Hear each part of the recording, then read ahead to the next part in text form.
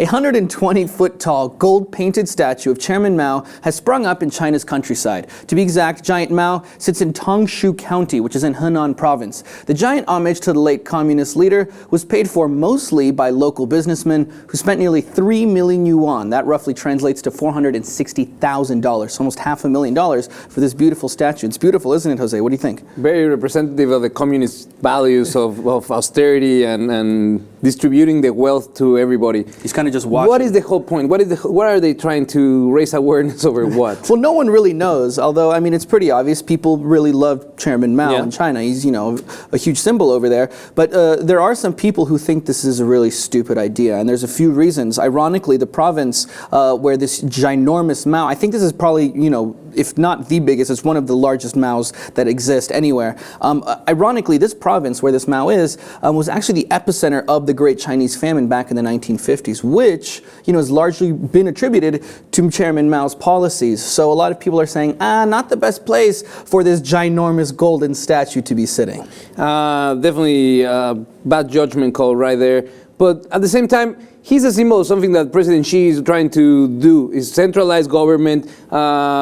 He's used him as a symbol of power and what China stands for, but at the same time he's being cautious about pointing out the things that he did wrong and that he wouldn't repeat, but at the same time we see that he continues to be one of the biggest symbols.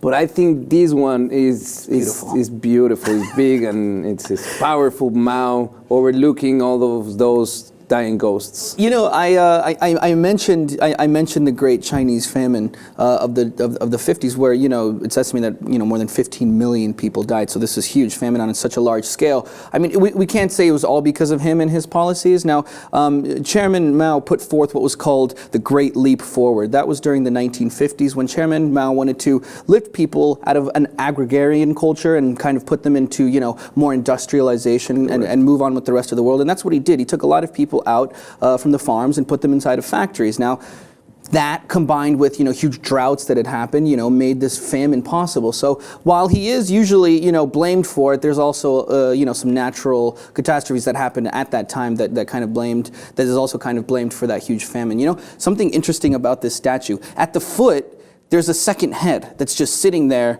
and I've read a few articles on the statue. I see it. You see it down at the corner? Yeah, and no one really knows why the hell there's a second head just sitting down there. Are they going to make like a replacement? Well, what is in case like someone knocks it off? Yeah, that's so funny. Like a baseball hits it, made in China.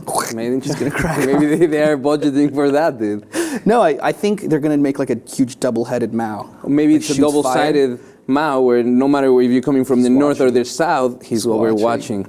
Oh my God, that would be really creepy, Jose. Yeah. I hope they don't do that. Well, whatever you know, whatever that second head is for, I clearly have no clue. No one else does really either. But for now, this is what we know. Giant 120-foot statue has sprung up in the middle of the countryside. Nobody really knows why.